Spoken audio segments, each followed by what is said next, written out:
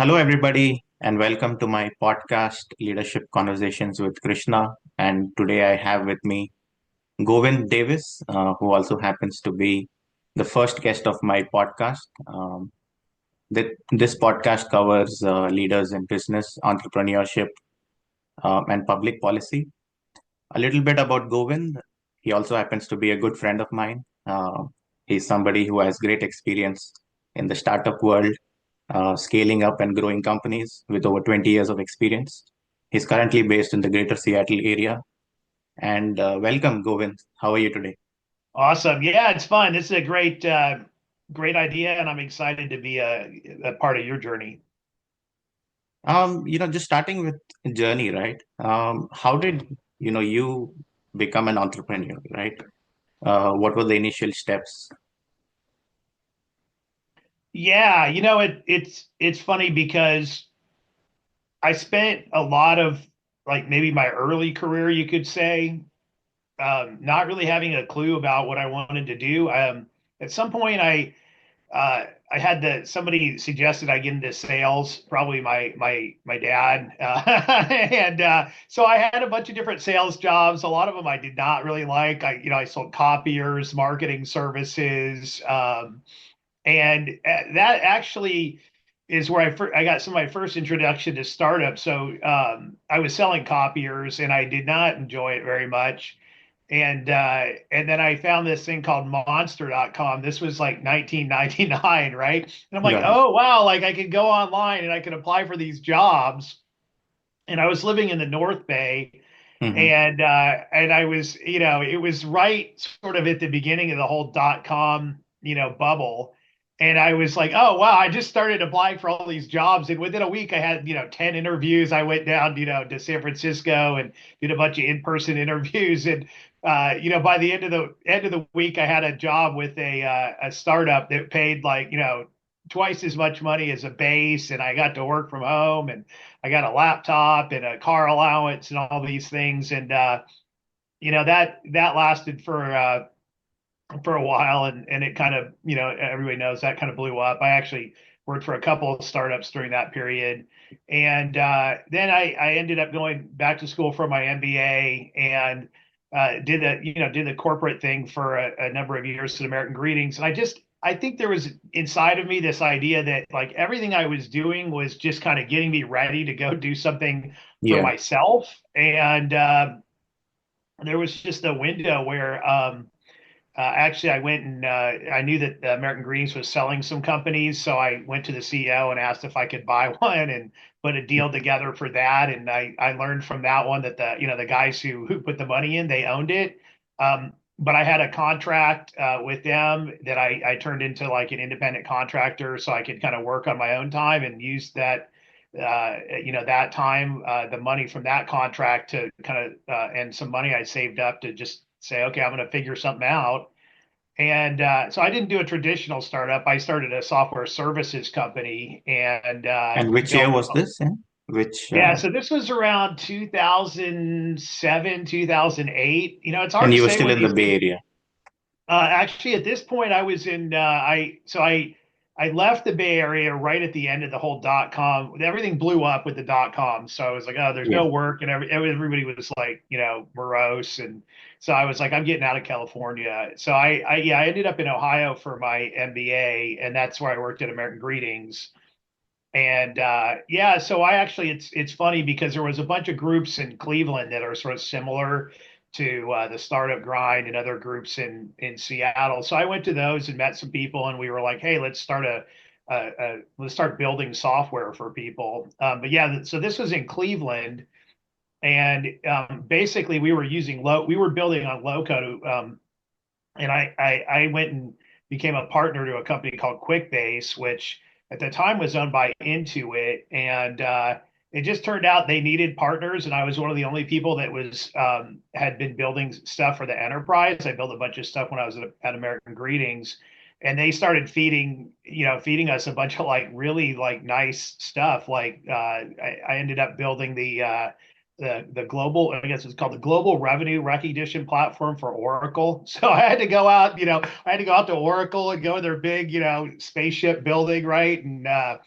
like 200 people at this table. And they're like, what are you going to do for us? And I'm like, oh, I'm going to build this thing. And they're like, can you really do it? And I was like, yeah, sure. And so they gave me, they gave me the project, and it had to go to Larry Ellison for approval because it was, a non-Oracle tech, and ended up, probably working for maybe 10 or 15 of the Fortune 100, even, P&G, I mentioned Oracle, Walmart. And then I kind of burned out on that. But I sold it to my partner, and then helped consult. And eventually QuickBase bought the company that I started because we did such a good job of enablement. And then following that, I thought, well, I really wanted to learn more about marketing, and so I started a little marketing agency, and there also did and it just, I guess, because of my interest, and I ended up working with a lot of startups, like not solely startups, and some of them went really well, and some of them, I think it's kind of just the thing. Like if you are part of startups, you have to accept that failure is part of it, and if you work with startups, Yeah. you have to accept that just some of them are just, they're not going to work out, or they're going to stagnate, or it's just part of that world.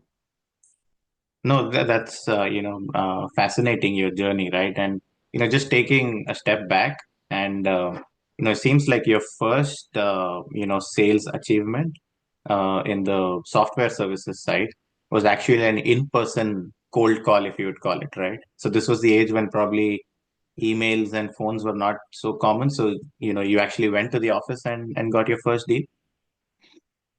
Um, Not really. I'm trying to think. In person cold calling, it's been a while since I did that. Actually, like when in terms of an actual knocking on doors, and I used to do that when I sold copiers, and I did that a little bit. But to be honest with you, I'd say most of my career it's been digital sales types of activities. I mean, I've spent a Mhm. lot of time going out and meeting with people in person, but usually that's part of like maybe a sales closing process, or further, like, yeah, I'm trying to think. Even some of the early startups, I actually was one of the startups I worked for was doing smart card systems, and for mostly like entertainment, like venues, and like ski resorts and amusement parks. So I would call them up and just say, hey, I'm going to be out like in Colorado, and wanted to just come by and show you this stuff, and they'd be like, yeah, sure, fine, just drop in. So I spent you know probably 3 weeks of the month just on the road, out there, meeting with people. But I would always call first and set an appointment. Yeah. No, it's great that you brought that up, right? And so, I've been in the startup ecosystem now for about 6 to 8 months here in Seattle. And, selling is not easy. And we are also in an ecosystem where there's a lot of tech-based founders. And sometimes the way they think and their approach is very different from getting a deal done. So how do you see that, right? How do you think tech founders can become more sales oriented or understand the mindset of a sales guy? If I could figure that out, I probably would have helped a lot of the startups and companies I've worked with be more successful. It is almost like an endemic challenge. Many of especially technical founders I've worked with, Yeah. I, and it's hard to explain this, and you try to say it to them, but they spend a lot of time trying to explain to other people and trying to get people to understand what their product does, Yeah. and it, it, nobody cares, right? They just want to know, like, what's this going to do for me, and they want to feel like you've heard and listened to them. Yeah. And I did some work for a fintech startup, and Hmm. the CEO was a West Point grad, did a program at Harvard, and super super smart guy, and had a pretty good interest from Wells Fargo in their product. And I set up, and the deal had stalled when I got there. So I said, well, what's going on? I mean, you guys, Wells Fargo is like, you want to get that deal, right? So I went in, dug in, and got everybody lined up, and brought the CEO in, and he starts saying, "Oh, look at what we build! Isn't it amazing?" And I'm like, "Okay, okay, don't like just go go do something else, like don't do that, right?" Yeah. And I spent my time trying to say, "Okay, let me understand what it is that you need, at Wells Fargo." We had, I mean, this is a high end audience, like senior vice presidents, a lot of, and I managed to turn that one around. And honestly, in that case, I mostly had to keep the CEO sort of out of it, right? Because it's not about selling, right? It's about listening, understanding, gathering requirements, answering questions, making the customer feel confident and comfortable that you're going to solve their problem. And I guess, having been in sales and, after you do 2000 sales calls or whatever, I just, because that's, even though I ran my own business, I was always the main salesperson. I was always selling, always. Got it. And, I just enjoyed it, I guess. And I see it as learning about your client and solving problems. And I just, for some reason, that doesn't resonate sometimes with tech entrepreneurs. They just are so excited and engaged in their product that they want to just talk about themselves and their product. And that's just not how you sell. No, these are great ideas and suggestions, I think, for not just current tech founders, but then a lot of people who want to be tech founders, right? So, in your opinion, being in the startup entrepreneurial ecosystem for over 20 years now, how has sales evolved? Because and as somebody who's been in sales also for close to 8 years now, I see that getting on people's calendars and getting replies to LinkedIn messages or emails is way harder now than 5 to 10 years back. So how do you see that evolving? Yeah, it's an interesting one. There's like there's two layers to this answer.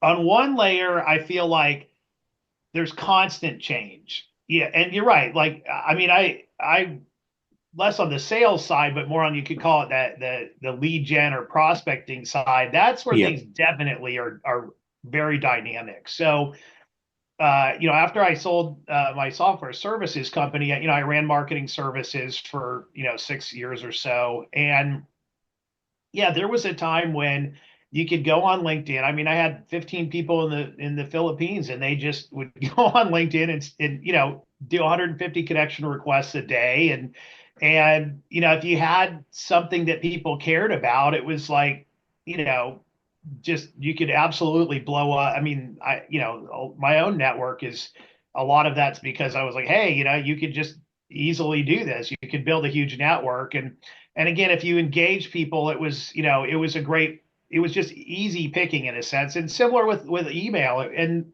I think things got a lot more technical and saturated, right before COVID. I think the all these sort of SaaS companies started blowing up. yeah, They started saturating the market. They're like, oh wow, we can, like, we could use technology and ramp up and do way more emails. And it just got uh it destroyed that environment. And LinkedIn changed their rules and all that, and I think that happens all the time in marketing. So now, yeah, it's different. You have to be more real. And and then it's like, okay, well, you had to be more real. And now, like, okay, is AI trying to come along and fake being real, right? Like, it's like, yeah, okay, you're not gonna, people don't want to get spammed, but they can't tell if it's an AI or a real person. And the AI can act, and do comments. And I think that's always going to be happening.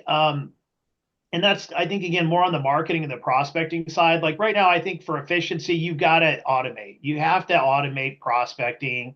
Um, at the same time, I just, I feel like, and this is what I've been, I've shifted my focus. Like I'm helping a bunch of people, with their sales, because I'm like, you know what? They're like, people are getting leads, but they're not doing a good job of building relationships and yeah. being a human being with the prospects they have, and they're just wasting their prospecting energy. So I think on the sales side, it's actually like almost, pivoting back the other way where people want human connection, even if it's not, meeting in person.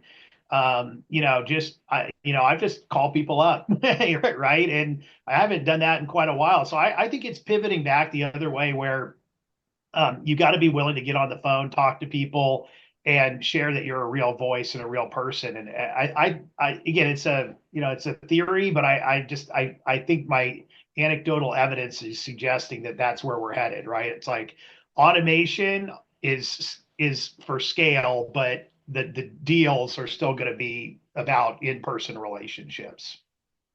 No, absolutely. And, two takeaways for me, right? In terms of building relationships and also being real.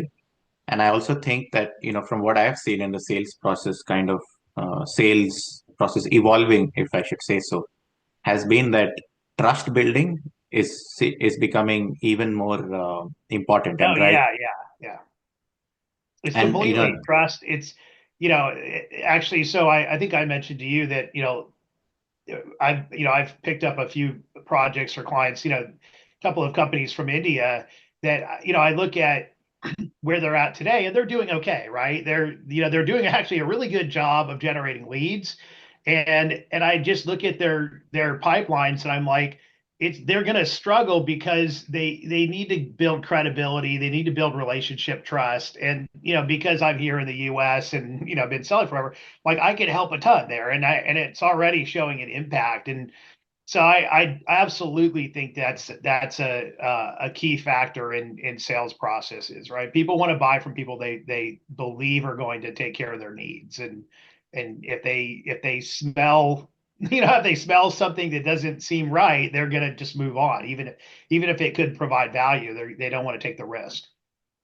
no, yeah, absolutely. And, you touched upon, global collaboration, and I know you work with India currently, right? Helping some teams ramp up sales. And in the past, you also worked with Mexico. How do you see that evolving in the near future? Because I can see that the world is getting a lot more global, you know, a lot more virtual, and that is also decreasing the distance between countries, if you would say so, right?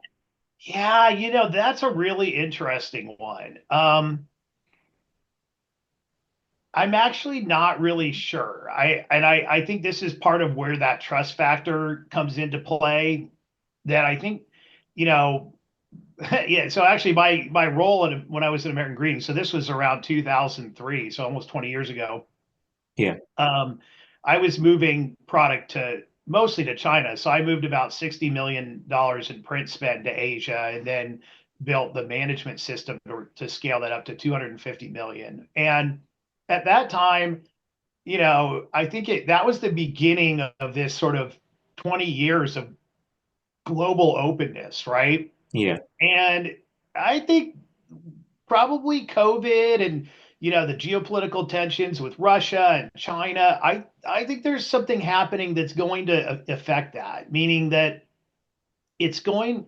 I mean, we're not going to move away from global connectedness, but that the trust factor is just going to become that much more important, right? Like it's like, okay, well, you need to go to India for cost savings and just to get the technical talent, but yeah. it's not going to be the same kind of just openness that it was. I think people are going to scrutinize their vendors a lot more. They're going to look at their supply chains and diversify. I do think there's some, probably nearshoring. I mean, it's definitely happening. I mean, nearshoring is a trend. So I do think there's fundamental changes, and you have to look at, Trump's foreign policy, which is, going to dominate for the next handful of years. So I actually think that we're probably going to see a little bit of a chilling of globalization. But the companies that establish trust and lock in those relationships will do well, and that the companies that aren't good at that are going to probably have to look more locally.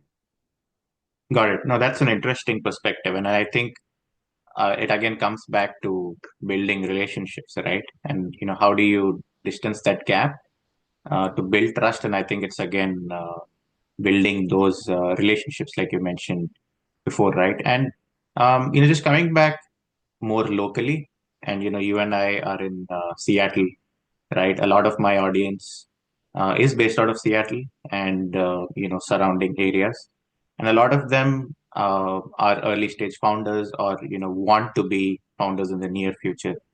What is your message to them, before they take that step, and what resources are available in Seattle for a founder to get started?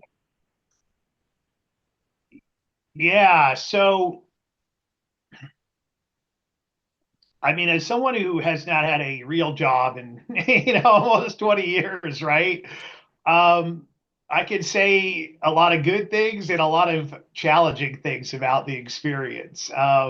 You know, and I do think that it's important to do that soul searching. I mean, there are people who, for some people it's like you just know, like, this is what I've got to do and I'm willing to do whatever it's going to take. And I mean, I there were periods of time, I mean, I made a lot of money. I mean, there were times unfortunately I made so much money that I paid the price for it because everybody around me got used to spending all my money. And there's all these other things that go along with that, and I also have had times ups and downs where, where I, lost my house or, couldn't pay rent for a while and, was like, gee, I don't even know how I'm going to have food to eat. Right. So if you're not willing to actually have real experiences like that, or if you're going to wish you didn't do it or regret it, then, go stay in a job. Right. So and again, it may not work out that way. I mean, there are people who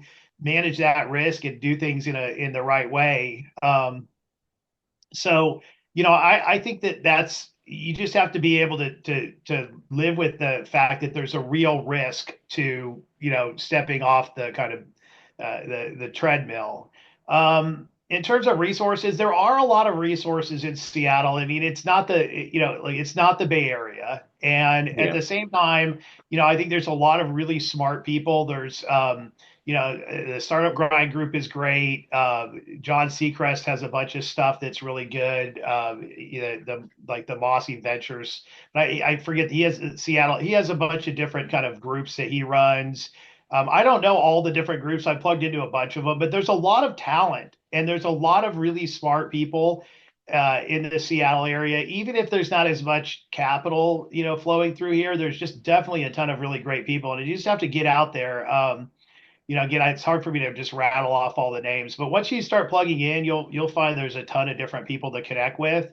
And especially the thing to look at too is like the people that are running startups that have some funding, and like just look at how they did it. And a lot of times I think startup founders get caught up in sort of a, how would I say, maybe like a myopic view, or like not really, just believing in their own ideas and vision without realizing that there are certain, ways to go through the process that might not make sense at first, or might require patience. It's like, hey, don't just go run out and quit your job. See if you can take some time, build up, 20 customers that are ready to sign up with your product before you jump ship. I mean, there's a lot of really good ideas and advice out there that it's better to get that advice and pay attention. And if you can avoid some of the mistakes, that's great. At the same time, I probably didn't listen to that advice myself, and you just go do it, right? Sometimes you just have to go jump in the water, feet first, and just find your way. And sometimes the best startups, and whether it's a startup, traditional startup, or the best new companies, happen that way, where it's what they call it, putting yourself on death ground, right? Like, don't leave yourself no other option but success, and you will find a way forward. So No, that those last two lines, incredibly true, and in a way resonates with me, right? I kind of conceived this podcast idea 2 3 weeks back, and then bought the equipment, and then started reaching out to people, and kind of put myself in that zone where I have to push and make it happen at any cost. So I totally agree with you there. And we talked about the ecosystem, right? Now, how easy is it to find community in Seattle? And by community, I meant fellow people in the same boat in the startup ecosystem, friends, people you can hang out with or have coffee together. In your Yeah, experience, how easy has it been for you in Seattle? I think it's a great place for that.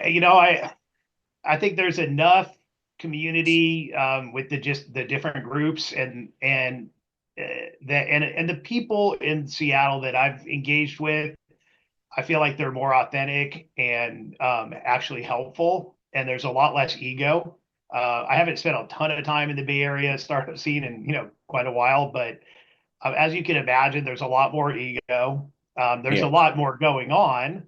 Um, and actually, I market to that just for one of my other clients. I market into that space quite a bit, and look, it's a good scene, but it's very competitive, you could say. And I think that you're going to get a lot more real relationships and people that actually care about your success in Seattle than you would in some other areas. Yeah, yeah. And it's just talking about my own journey in the last 6, 8 months.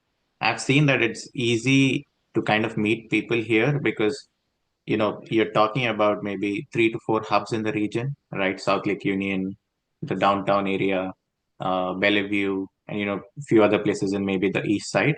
So a lot of times you actually find people that you bump into the second or third time just in a matter of 2, 3 months. And we've also met that way, right? We've met each other twice in the collective in Seattle, and then we've taken it forward. So yeah, Yeah, there's there just are there's it's not a huge scene, so yeah, you're gonna there's a limited or a finite number of people that are engaged in this community, at least on the surface, and then once you get in and you'll find that there's quite a few people beneath the surface, but you have to get out and actually meet people first, and then you get connected. There's I know there's some different a number of groups that like connect up on some Discord servers I'm on, and there's a bunch of stuff happening underneath the surface. But yeah, the best way is just to get out and go to some of the events, and then once you meet people, it starts to kind of become a little bit more clear what the landscape looks like. yeah, yeah. It's not right to compare cities, right? Because a lot of times cities have unique challenges, unique opportunities, and the landscape can be very different, right? But what can Seattle learn from San Francisco, right? At least in the startup ecosystem, the benchmark is always San Francisco. What do you think we can learn from them, and what do you think we should stay away from San Francisco, right? And you mentioned a few points about ego. Yeah, the biggest challenge that any other city really has outside of the Bay Area for startups in particular is just the amount of capital. And I somebody was I was talking to somebody or reading something, and they were saying, look, you can go down to Palo Alto, right, and walk down the street, and you can just schedule, a half a dozen or a dozen meetings, and you're going to hit, 80% of the money. And I think that's a little bit unfortunate, just because I mean, it's a consolidation of power, and it overshadows the fact that there's a ton of like more grassroots innovation that's happening around the country and in a lot of different cities. And Seattle's actually, I think maybe top five in terms of funding, but it just the amount of investment capital, but it's just it just still pales in comparison to the Bay Area. So I think it creates one thing is like, well, you can learn that like that's where the money's at. The flip side, I guess, in a way too, is like, does it really matter if you're located in the Bay Area or just that you're willing to go there? I think that's probably the key piece is that if you're serious about being a founder, you may or may not, find enough support just in the Seattle area. You probably have to be willing to travel and kind of go to the Mecca and and do that journey. So I think that's probably a thing to think about.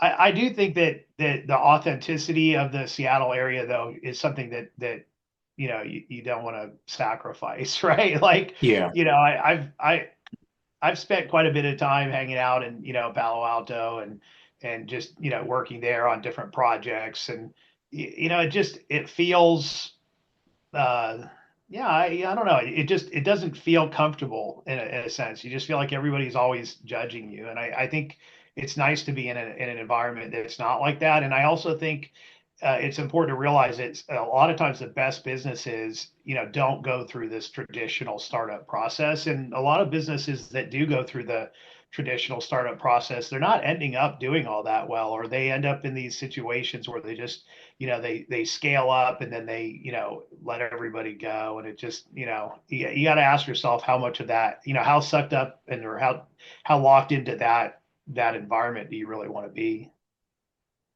No, some interesting points there. And I think, authenticity always pays in the long run, according to me, right? You could fail, in the short run, but in the long term, the relationships and the trust you build always pays off, right? Just entering into the last few minutes of our discussion, right? I'd Yeah. like to get into the future a little bit. If I take you back, if I take you back a few years, what industries or technologies would you want to join, in the current day? you know, it's funny because I think I kind of got sucked into the whole like SaaS startup. It wasn't actually something that, I mean, it's just sort of something I've always been kind of intrigued by. And, I for whatever reason, I kind of just fell into doing a lot of work in that space the last couple of years. And there's two things that that I sort of like I think because it was just painful in many ways. I guess you could say, trying to work for a lot of. I mean, look, I had companies. I mean, I had companies that I was like literally like the guy who did the marketing, and they got bought twice, and they blew up, and everybody was losing their mind. But a lot of the work that I did not pay off. It didn't go anywhere. Sent 100,000 emails for people, and it did. Nobody wanted to buy it. And, it's a painful experience, and so I've sort of kind of personally, try to diversify out of that space a lot and look at more traditional types of work. I'm like, wait, there's all these other kinds of business out there, and I actually think that is where even startups and a lot of things are going. I mean, uh, I ended up in the Kiretsu forum, and I haven't checked it out in a while, but just watching the stuff that's coming through there for funding, the stuff that you'd think about as a startup, the B2B SaaS or the SaaS tech stuff, that stuff is dried up. It's just nothing left, and it's all more deep tech and biomed stuff, and so I think that there's a chill that's happening in software in particular innovation. So, but I also think that tech software or technological advancement in more traditional businesses is a really interesting proposition, and obviously AI. I mean, but again, is it about building a bunch of like AI use cases, or is it building more traditional businesses that are supported by AI and gain new efficiencies? And I my hunch is that that's the future. It's not, a world, we're not going to see like an explosion of like AI SaaS. And, maybe we will. Don't, I'm not an oracle, but my intuition is it's more going to be traditional businesses that leverage and enable AI effectively to provide more value more efficiently for their customers and capture more margin. Those businesses are going to be the next winners, not a million AI like products, basically. Thank you. Thank you for that perspective, Govind. And, just summarizing our whole discussion, I feel like the two most important points you talked about were preparing yourself for the future, and then, focusing on relationships and building trust. With that, I'd like to thank you for being my first guest today. It was a fascinating discussion, right? And I'm sure people who watch it would be inspired to take the entrepreneurial journey and also get involved with the Seattle ecosystem, which needs more and more people to play their own small part in this Absolutely. massively growing. Anything I could do to help light things up in Seattle, I don't want to be responsible for anybody making the choice to go pursue entrepreneurship, but because it is a the journey is real. It's not the risk is real, and you've got to be willing to pay the price. Maybe you don't have to, but anyway, no, this is awesome, man. I wish you tons of luck. I think it's an exciting project, and excited to see what comes from it, man. Awesome. Yeah. Thank you, Great. Govind. And I look Yeah, forward to yeah. staying